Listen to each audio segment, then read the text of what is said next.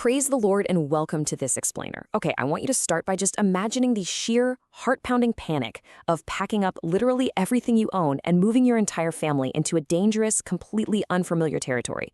You're a stranger there, you have absolutely no local protection, and honestly, you are terrified that the local powers might just kill you to take what you have. Well, that is exactly the psychological state we're dropping into today as we unpack the ancient text of Genesis chapter 20.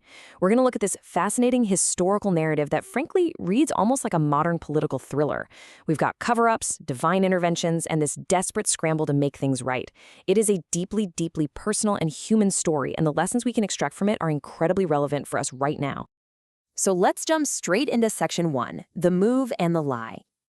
Our narrative centers right on Abraham, who's settling temporarily in a place called Gerar. Now, out of this paralyzing fear of the locals, he decides to rely on a prearranged family lie just to survive. He looks at the local king, a guy named Abimelek, and decides, you know what, telling the truth here is just way too dangerous.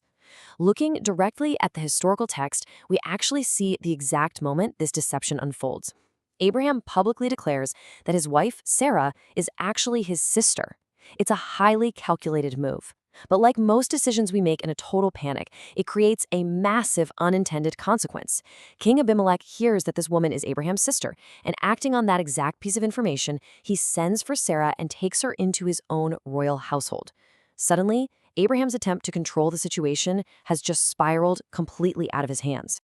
Which brings us to part 2. A divine warning. Okay, so the lie backfires horribly. The situation instantly escalates from, a localized family deception to a matter of literal divine intervention. God intervenes directly. But interestingly, not with Abraham. Instead, God comes to King Abimelek in a dream in the middle of the night. Look at the absolute intensity of this statement. You are as good as dead. We really need to pause and emphasize the intense life-or-death tension of this warning. This shows just how incredibly high the stakes of Abraham's deception have become. I mean, Abimelek went to sleep thinking he'd simply taken a traveling nomad's sister into his court, which was perfectly legal by the customs of his day. Instead, he wakes up facing a divine death sentence because he unknowingly took another man's wife. In his dream, Abimelek immediately pleads his case. He points out, hey, Abraham said she is my sister, and Sarah herself corroborated it. Abimelek uses what we can call the clear conscience defense. Think of it using a pretty everyday analogy. Imagine you go and buy a beautiful piece of jewelry from a very reputable-looking store to give as a gift. A week later, the police show up at your door because it turns out the jewelry was actually stolen.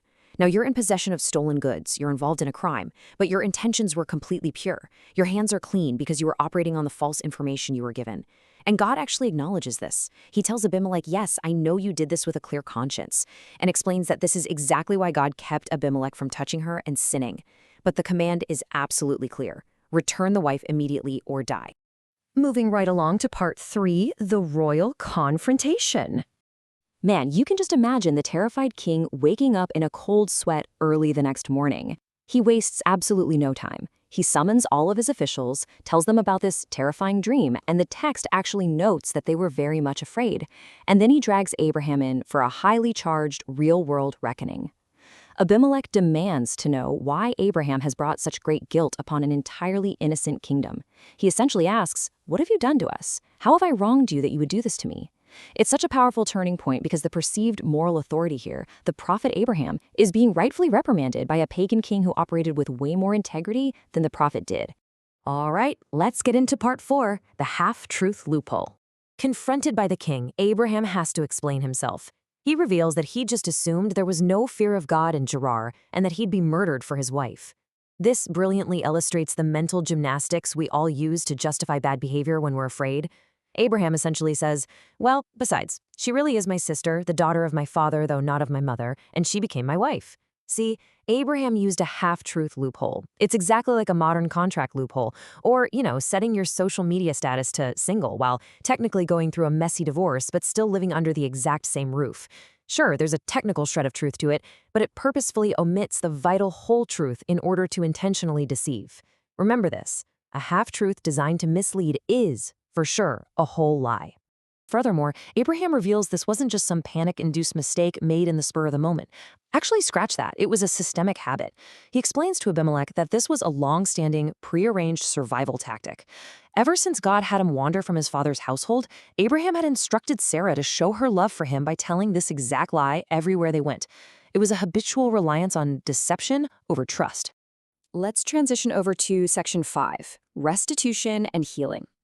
Now, Abimelek doesn't just return Sarah and tell Abraham to hit the road. He understands that true accountability requires real, tangible restitution to fix the damage caused by the conflict, even if he wasn't the one who started the lie in the first place. Look at this incredible list of making amends. King Abimelek provides Abraham with sheep, cattle, male and female slaves. He returns Sarah safely. And on top of all that, he tells Abraham, "My land is before you, live wherever you like." He offers absolute security and provision, completely neutralizing the very fear that caused Abraham to lie right from the start. He also gives an astonishing amount of money, 1,000 shekels of silver. To put that into perspective, that is roughly 25 pounds or 12 kilograms of solid silver. That's massive. Abimelek states explicitly that this payment is given specifically to cover the offense against Sarah, ensuring she's completely vindicated before everyone. It's a totally public clearing of her name and honor. But there's one final piece to this puzzle. The text reveals a hidden consequence that had been playing out behind the scenes. God had actually kept all the women in Abimelek's household from conceiving because of Sarah. So the situation is finally truly resolved when Abraham steps into his proper role. Despite his massive failure, God still uses him. Abraham steps up to pray for his perceived enemy, Abimelek, and through that prayer, God brings total healing to Abimelek, his wife, and his entire household. And finally, part 6, 3 steps for today. So what does this all mean for us? I want to walk you through 3 actionable steps for daily application. Step 1, protect your conscience. We really want to model ourselves after Abimelek here. Make decisions based on integrity so that if you are ever called to account, you can honestly say you acted with clean hands. Step 2, tell the whole truth. Avoid Abraham's mistake of relying on technicalities and half-truths. If you're omitting facts just to manage someone else's perception of you, you're deceiving them, plain and simple. And step 3, pray for those you've conflicted with. Even when the situation is incredibly messy, even when you are the one who messed up, reaching out in grace to seek healing for the other party is the ultimate path to resolution. I want to leave you with this final, provocative thought to really turn over in your mind today. Look at where Abraham stumbled. It wasn't malice, it was fear. So where in your life are you letting the fear of what might happen cause you to hide your own truth? Acknowledging that fear is the very first step toward living with a genuinely clear conscience. Thank you so much for joining me for this explainer. If you found this helpful, please like, share, and subscribe.